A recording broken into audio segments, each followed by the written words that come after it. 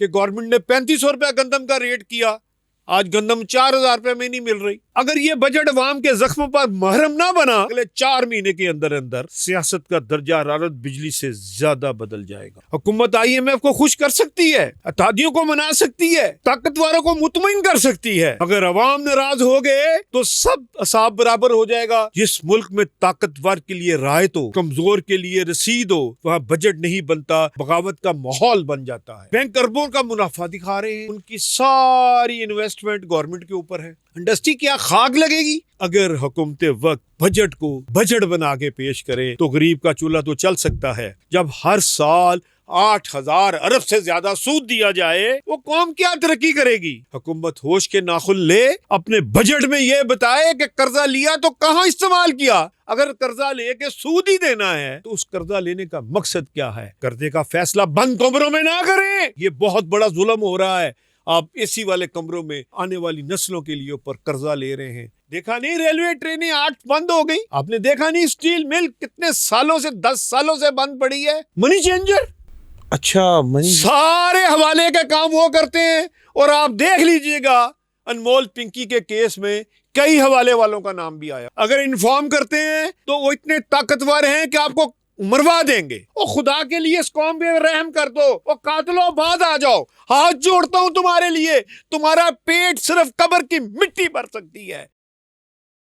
अस्सलाम वालेकुम जी, talk time with Umair Shah में खुशामदीद। मैं हूं आपका होस्ट उमैर शाह और आज के पॉडकास्ट के अंदर जैसा कि नाज़रीन के साथ वादा था, बजट 2026 आ रहा है और मियां अबूजर शाह साहब हमारे साथ मौजूद हैं उस बजट के ऊपर बात करने के लिए। तो बिला तखीर चलते हैं मियां साहब की जानिब और उनसे पूछते हैं कि बजट के अंदर क्या मामला होने वाले हैं। अस्सलाम वालेकुम मियां साहब। वालेकुम सलाम। मियां साहब बहुत शुक्रिया आपका वक्त देने का। बजट आ रहा है और बहुत सारे सरप्राइज भी लेके आ रहा है। तो मियां साहब एक जरा तफसीलन रोशनी जो है इस आने वाले बजट 2026 के ऊपर नाजरीन के लिए। शाह जी, बजट का मतलब होता है कि अगले साल यानी कि 1 जुलाई 2026 से 30 जून 2027 तक हुकूमत ने क्या करना है, फंड्स कहाँ से आने हैं, उसका सिस्टम कैसे चलाना है। पाकिस्तान का मसला बजट खसारा नहीं, इंसाफ का खसारा है। बजट अदाद का नाम नहीं, अवाम के साथ इंसाफ का नाम है। अगर इंसाफ नहीं तो फिर ये बजट नहीं, अवाम के खिलाफ चार्जशीट है। ऐसा ही है। गरीब कुर्बानी दे चुका है और कुर्बानी सर पर भी है। अब अशरफिया की बारी है। मिडिल क्लास बिजली के बिल में दफन हो रही है, मगर ताकतवर तबका आज भी मरात में जिंदा है। जैसा कि आपने बैंकिंग सेक्टर मैंने आपको बताया, जैसे कि मैंने आपको सीमेंट सेक्टर बताया। आप हैरान होंगे कि ऑटोमोबाइल सेक्टर में जितना पैसा टोयोटा ने कमाया है, इस तरह की 10 फैक्ट्रियां पाकिस्तान में लग सकती थी ऑटोमोबाइल की। इस हद तक उसने भी नफा कमाया है। बिल्कुल ठीक। तनख्वाहदार तबका हर महीने कटता है, मगर बड़े मुनाफाखोर हर साल बच जाते हैं। ऐसा ही है। ताजर टैक्स बिजली, किराया और रिश्वत के दरमियान पिस रहा है। सनतकार फैक्ट्री बंद कर रहा है, मगर बैंक अरबों का मुनाफा दिखा रहे हैं। बिल्कुल ठीक। वो क्यों मुनाफा दिखा रहे हैं? उनकी सारी इन्वेस्टमेंट गवर्नमेंट के ऊपर है। इंडस्ट्री क्या खाक लगेगी? अगर एक बैंक का सरमाया 18 अरब पेड अप कैपिटल है तो वो 4 साल में 204 अरब रुपया कमाया मिजान बैंक में। अगर ये छोटे सनतकारों को कर्जा दे देते तो क्या तूफान आ जाना था। मसला ये है कि पॉलिसी नहीं है। किसान फसल की कीमत नहीं ले पाता, मगर माफिया मार्केट में कीमत तय करता है। जैसे आपने देखा कि गवर्नमेंट ने 3500 रुपया गंदम का रेट किया, आज गंदम 4000 रुपये में नहीं मिल रही।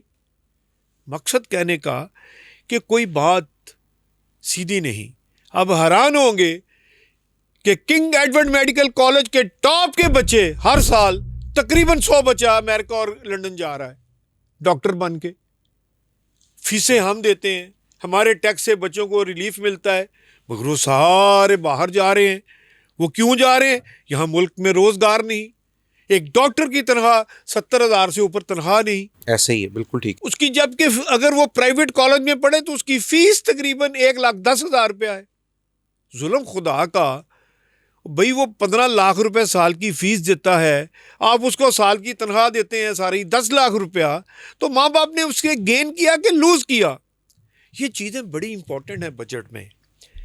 हुकूमत IMF को खुश कर सकती है, अतादियों को मना सकती है, बिल्कुल। ताकतवारों को मुतमईन कर सकती है, मगर अवाम नाराज हो गए तो सब असाब बराबर हो जाएगा। जैसा नेपाल में हुआ है, जैसा बांग्लादेश में हुआ है, जैसा श्रीलंका में हुआ है, वो ना हो कि हिसाब बराबर हो जाए। मैं ये कहना चाहता हूँ कि बजट सर पे है, आमद है, और बजट के फिगर्स मैं बाद में बताता हूँ, मगर बजट से पहले मेरा सवाल ये है कि टैक्स कितना लगाया है। सवाल ये है कि टैक्स किस पे लगेगा। अगर फिर वही तनख्वाहदार, दुकानदार, बिजली सारफ और आम आदमी निशाना बना तो ये बजट नहीं, ये मुआशी जुल्म होगा। IPPs, sugar mafia, steel mafia, बड़े जमींदार, मराठी याफ्ता तबका फिर बच गया, तो टैक्स तो अवाम की जेबों में से गया। जिस मुल्क में ताकतवर के लिए रायत हो, कमजोर के लिए रसीद हो, वहां बजट नहीं बनता, बगावत का माहौल बन जाता है। अवाम बजट तकरीर नहीं सुनते, अवाम आटे का थैला, बिजली का बिल, बच्चों की फीस और दवाई की पर्ची पढ़ते हैं। पाकिस्तान का असल इकोनॉमिक सर्वे गरीब के घर में पड़ा है। जिस दिन बिजली का बिल आता है, जिस दिन बिजली का बिल आता है, उस दिन हुकूमत की मकलूबियत का पोस्टमार्टम कर देता है उसका बिल। वो कलप रहा होता है, खुदकुशियों के ढेर लग रहे हैं, खाना जंगी हो रही है, माँ बच्चे कत्ल कर रही है, जैसे आपके सामने लाहौर में भी वाक़या हुआ, मुल्तान में भी हुआ। अगर ये बजट अवाम के जख्मों पर मरहम ना बना तो सितंबर तक, यानी कि अगले 4 महीने के अंदर अंदर सियासत का दर्जा हरारत बिजली से ज्यादा बदल जाएगा। अच्छा। क्योंकि लोगों की बस हो गई है। क्यों? रोजगार नहीं, वसाइल नहीं, इनकम बनाने का कोई तरीकाकार नहीं। बजट अगर इंसाफ का ना हुआ तो हुकूमत नहीं, पूरे निजाम का इम्तिहान बन जाएगा। शाह साहब, ये बजट अगर अवाम के लिए रिलीफ ना लाया तो ताकतवारों से कुर्बानी ली जाएगी, ऐसे ही और ताकतवारों को कुर्बान करना पड़ेगा। अशरफिया की मराद ना काटी तो फिर याद रखें, अवाम का सब्र भी बिजली के मीटर की तरह तेजी से चल रहा है। बिल जब ज्यादा आता है तो शोर भी ज्यादा उठता है। अगर अवाम का पारा हाई हो गया तो फिर कौन संभालेगा इनको? इसलिए बजट बनाने से पहले मैं हुक्मरानों से गुजारिश करूंगा, खुदा के लिए गरीब के चूल्हे की तरफ भी तवज्जो दे। बिल्कुल ठीक। मेरा मकसद सिर्फ ये है कि अगर हुकूमत वक्त बजट को बजट बना के पेश करे तो गरीब का चूल्हा तो चल सकता है, मगर अमीर का चूल्हा भी नहीं चलेगा। अमीर के चूल्हे को चलाने के लिए गरीबों की तरफ तवज्जो देने की जरूरत है। आप हैरान होंगे कि इस वक्त 97,000 अरब रुपए के हम मकरूज हैं, बहसीयत कौम। और इस वक्त हर बच्चा जो आज भी पैदा हुआ है वो 4 लाख का मकरूज हो गया है। ये कर्ज हुकूमत ने लिया, मगर किस्तें अवाम बिजली का गैस, पेट्रोल, आटा और टैक्स की शक्ल में दे रही है। आप हैरान होंगे जब हर साल 8,000 अरब से ज्यादा सूद दिया जाए, वो कौम क्या तरक्की करेगी? आपका 15,300 अरब रुपए का टारगेट मिला है FBR को, तो उसमें 8,000 अरब अगर निकल गया तो निजाम कैसे चलेगा? जिस रफ्तार से हुकूमत तेजी से कर्जा लेती जा रही है, 2030 में यह कर्जा 1,40,000 अरब हो जाएगा। और आप हैरान होंगे कि उस वक्त फीकस बंदा 5,20,000 रुपया कर्जा होगा एक बंदे पे आफ्टर 4 ईयर। 27 करोड़ की आबादी होगी उस वक्त। हमें आबादी पे कंट्रोल करने के ऊपर फोकस करना पड़ेगा।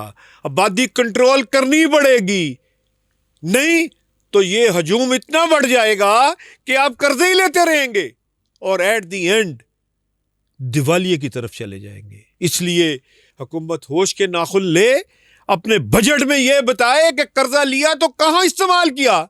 अगर कर्जा लेके सूद ही देना है तो उस कर्जा लेने का मकसद क्या है। इसलिए मैं आपको बताऊं कि जुल्फकार अली भट्टू ने जो जुल्म किया था 74 में नेशनलाइज का, उसके असरात अभी तक नहीं गए। फौरी तौर पे कॉटेज इंडस्ट्री के ऊपर काम करना पड़ेगा और कम से कम 500 अरब रुपया कॉटेज इंडस्ट्री के लिए रखना पड़ेगा हर साल। और बैंकों के नफे सारे कॉटेज इंडस्ट्री को जाने चाहिए, ना कि वो पैसा घुमा के सऊदी अरब ले जाएं, दुबई ले जाएं, बाकू ले जाएं, सिंगापुर ले जाएं, मलेशिया ले जाएं। ये कहानियां आपको मैं बता दूं, ये कहानियां नहीं चलेंगी। आप पैसा नफा यहां का यहां लगाओगे तो निज़ाम चल पाएगा, नहीं तो निज़ाम चलने का नहीं है। शाह जी आप हैरान होंगे, पाकिस्तान के बैंकों ने, आपकी सोच है 300 अरब से ज्यादा पैसा हर साल पाकिस्तान के बैंक कमाते हैं।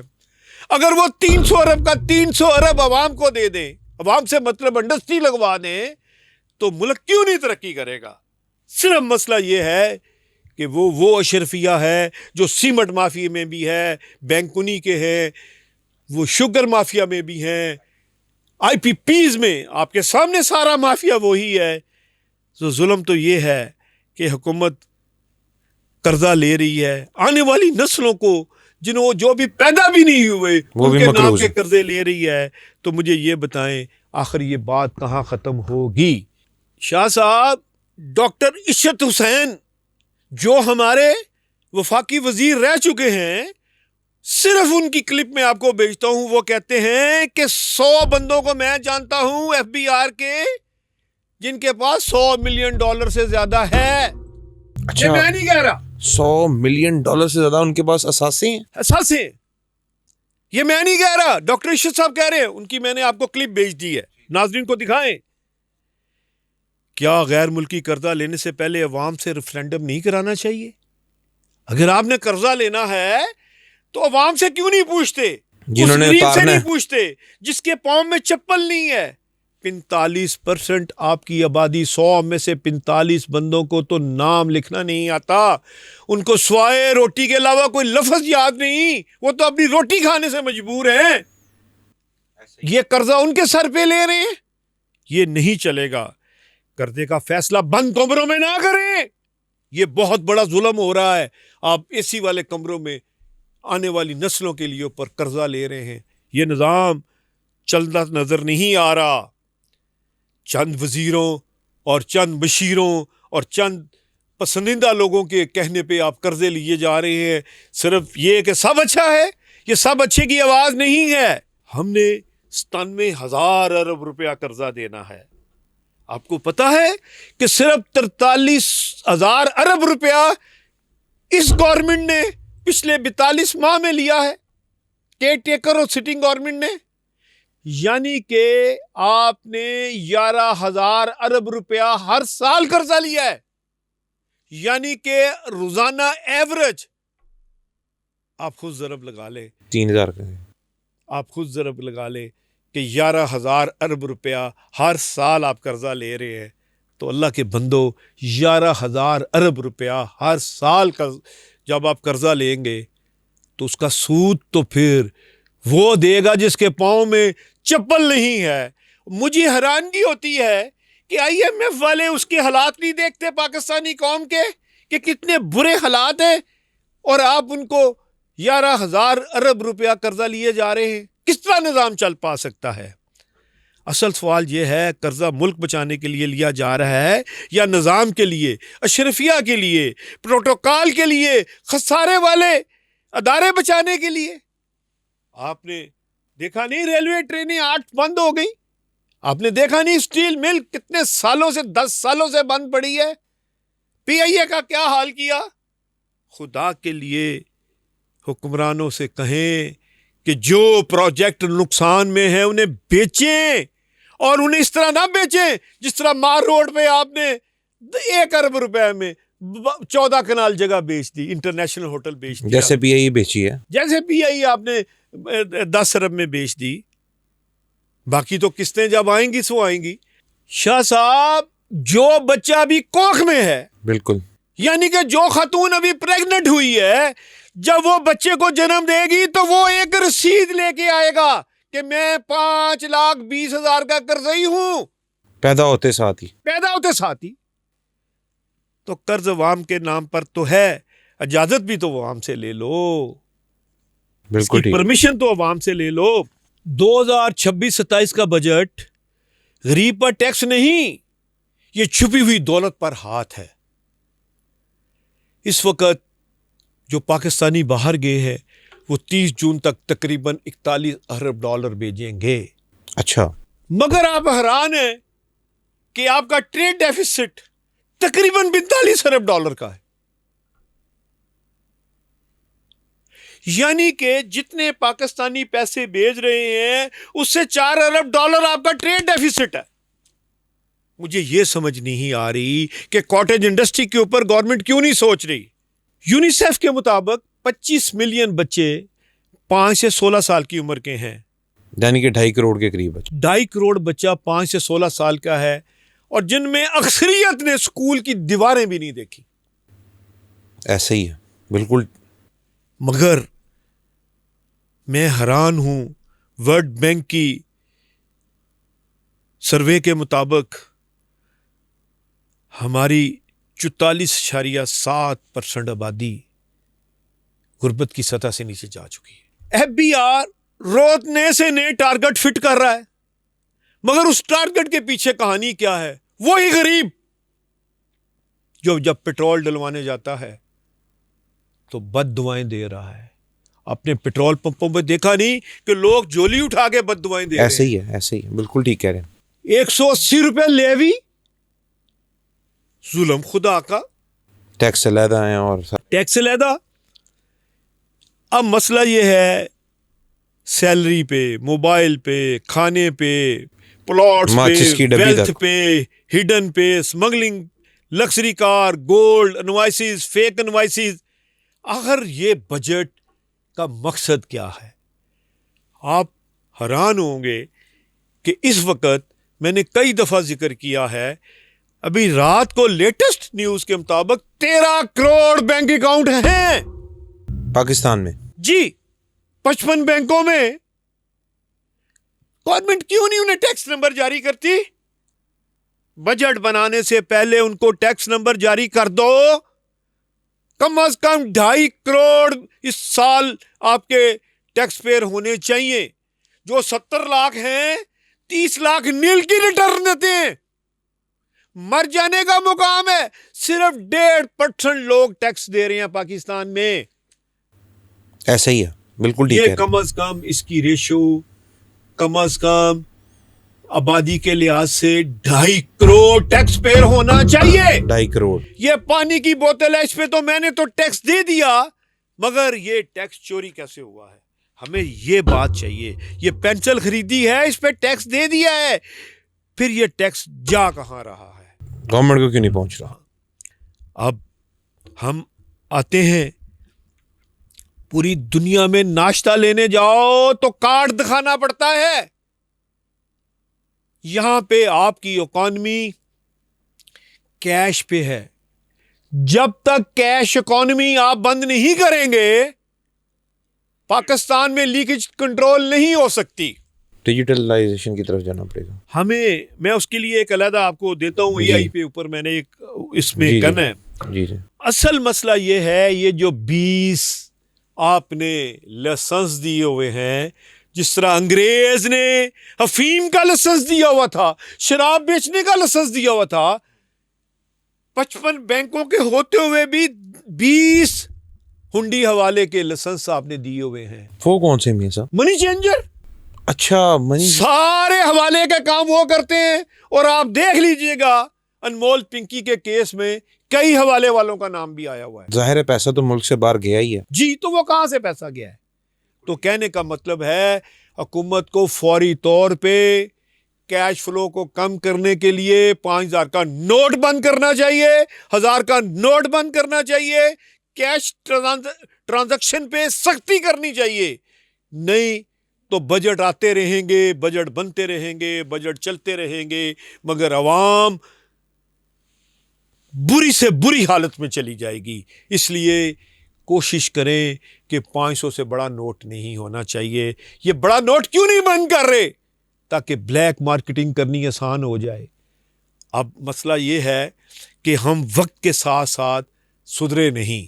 शाहजी, हुंडी हवाले पे डेथ पेनल्टी होनी चाहिए, बिल्कुल ठीक। सजाए मौत होनी चाहिए। मुल्क वो से कौम गद्दारी का कातिल है जो हुंडी हवाले का काम कर बिल्कुल, रहा है और जो करवा रहा है।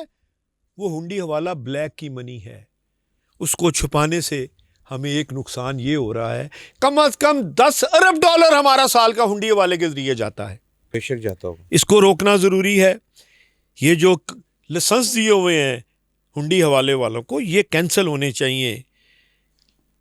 आप हैरान होंगे कि इस नेटवर्क में ब्यूरोक्रेट भी हैं, मिनिस्टर भी हैं, बिजनेसमैन भी हैं, जुडिशरी भी है और ब्लैक शीप्स भी शामिल हैं। इसलिए ये हुंडी हवाले के काम को बहुत सख्ती से मॉनिटर करने की ज़रूरत है। मैं एक पाकिस्तानी होने के नाते से इतना तड़पता हूं, जब मेरे सामने ये सारे काम हो रहे होते हैं, हम क्या करें? अगर इन्फॉर्म करते हैं तो वो इतने ताकतवर हैं कि आपको मरवा देंगे, मगर हमें दुबे लफ्जों में मीडिया पे आके बताना पड़ता है कि ये काम हो रहा है, खुदा के लिए इस पे ऊपर तवज्जो दी जाए, नहीं तो मुल्क इस तरह नहीं चलते। हुंडी हवालों से कौमें नहीं तरक्की करती। अब हमें लोकल इंडस्ट्री को एडजस्ट करने की ज़रूरत है। मैंने मशवरा दिया है हुकूमत को, आपके चैनल की वजह से हुकूमत 25% सेल टैक्स इंपोर्ट पे कर दे और लोकल इंडस्ट्री पे 10% सेल टैक्स नॉन एडजस्टेबल करे। ठीक है। जिससे ये जो दफ्तर का काम हो रहा है, एडजस्टमेंट दी, एडजस्टमेंट ली, एडजस्टमेंट ली, एडजस्टमेंट दी, आपने देखा नहीं अरबों रुपए की रिश्वतें एडजस्टमेंट के चक्कर में है। बिल्कुल ठीक। और बेनामी ट्रांजैक्शन है। ऐसे ही है। जैसे 80 अरब का फ्रॉड हुआ सोलर पैनल पे। मैं तो विद एविडेंस बात कर रहा हूं कि ये दफ्तर बंद करें। अगले बजट में अभी बन रहा है, इसमें 10% फ्लैट सेल टैक्स लगाएं जो नॉन एडजस्टेबल हो। हाँ, जो एक्सपोर्टर है उसको पूरी एडजस्टमेंट दें, मगर जो एक्सपोर्टर है ही नहीं उसको एडजस्टमेंट किस बात की? इसलिए पोर्ट पे 25% सेल टैक्स लगाए और लोकल इंडस्ट्री पे 10% सेल टैक्स लगाए, ताकि कॉटेज इंडस्ट्री भी तरक्की कर सके। बिल्कुल ठीक। अब मसला आता है, लग्जरी स्टोर हैं, इंपोर्टेड कॉस्मेटिक आ रही है, घड़ियां आ रही हैं, इलेक्ट्रॉनिक आ रहा है, परफ्यूम आ रहा है, गारमेंट्स आ रहे हैं, शूज आ रहे हैं, मोबाइल एसेसरीज आ रही हैं। आप हैरान होंगे कि पाकिस्तान में परफ्यूम के ऊपर सिर्फ 10 करोड़ रुपया इन्होंने कलेक्ट किया। बस 10 करोड़ रुपया जी, पिछले साल। मेरा मतलब एक स्टोर में 10-10 करोड़ रुपए का स्टॉक पड़ा हुआ है। ऐसे ही है। ये हर कर ब्रांड के पास आपको ये परफ्यूम कर मिलेगा। क्या रहे हैं? 1-1 लाख रुपए का परफ्यूम है, 2-2 लाख रुपए का परफ्यूम है। बिल्कुल। मगर मसला ये है कि ये सब मिले हुए हैं, घर का बेती लंका ढाए, ये सब चोर खुत्ती रली हुई है। ये सारे मिल के प्लानिंग करके ये सारा कुछ होता है। हालांकि मौजूदा सिस्टम में बहुत सख्ती की है प्राइम मिनिस्टर ऑफ पाकिस्तान ने, मगर वो भी लाचार है। बिल्कुल ठीक है। क्योंकि जो माफिया है उसको तो नोट नजर आ रहे हैं। आप हैरान होंगे कि paper industry, packing industry, Quran पाक का पेपर मंगाया जा रहा है बगैर ड्यूटी के। लो, आप हैरान हो गए, अखबारें लोग पढ़ते नहीं, अखबार का कोटा वही 10 साल से वही चल रहा है। कहां जा रहा है? वो भी पेपर मिलों को वापस बिक रहा है। क्यों नहीं लोग सो रहे? जिस कौम में कुरान के नाम पे इंपोर्ट करके राइटिंग पेपर बिक रहा हो, वो कौम कितनी जालिम होगी। क्यों नहीं इन पे हाथ डाला जा रहा? मैं किस किस का नाम लूं? ये तो दुश्मनी लेने वाली बात है। अगर मैं किसी सेक्टर को पकड़ता हूं, पैकिंग मटेरियल हिडन आ रहा है, गत्ते के नाम पे आ रहा है, जी हमने एक्सपोर्ट करनी है। और भाई पाकिस्तान में क्या नहीं बन सकता? पैकेजेस की क्यों ग्रोथ कम हुई? असल वजह यह बनी है कि जब आप इंपोर्ट के नाम पे गत्ता पेपर इंपोर्ट कर लेते हैं कि जी हमने री एक्सपोर्ट कर देना है, उसमें माल पाकिस्तान रह जाता है। इसलिए इसकी तरफ बहुत ज़रूरी है। मैंने बहुत दफ़ा जिक्र कर दिया, आज मैं यहाँ पे खुलेआम कहता हूँ, पेंट इंडस्ट्री कितना टैक्स देती है। कम अज कम 100 अरब रुपया हर साल पेंट इंडस्ट्री से टैक्स मजीद इकट्ठा हो सकता है, जो हुकूमत नहीं कर रही सिर्फ इसलिए कि उनके ताने बाने उनके साथ फिट हैं। इसी तरह रेक्सियन है, इस तरह आपका पीवीसी पाइप इंडस्ट्री है, पीवीसी केबल इंडस्ट्री है, बिजली की तारें बनाने वाले हैं। मैं किस किस का नाम लूं? शूज इंडस्ट्री है, एल्युमिनियम इंडस्ट्री है। बिल्कुल। मगर बात यह है कि मैं तो बुरा बन रहा हूं ना कौम के सामने, उन इंडस्ट्रियलिस्टों के सामने जो चोरियां कर रहे हैं, वो तो मुझे अच्छा नहीं कहेंगे। मगर मैं कौम को जब देखता हूं कि रात के घर में खाना नहीं, उसके खुदकुशियां हो रही हैं, तो मेरे बर्दाश्त से बाहर है। ये जो गदून अमाज़ई में फ्रॉड हो रहा है, ये जो फाटा फाटा पे फ्रॉड हो रहा है, नूरियाबाद में हो रहा है, ये जो कश्मीर में फ्रॉड हो रहा है, ओ खुदा के लिए इस कौम पे रहम कर दो। ओ कातलो बाद आ जाओ, हाथ जोड़ता हूं तुम्हारे लिए। तुम्हारा पेट सिर्फ कब्र की मिट्टी भर सकती है। बस कर दो इस मुल्क के साथ ज्यादती। ये बड़े फनकार बनते हैं अपनी तरफ से, इनकी औकात का मुझे पता है। 20 साल पहले क्या थे, 30 साल पहले क्या थे। आज इनके घर 100-100 कनालों में है, 2-2 कनाल के घर में रहते थे मॉडल टाउन में।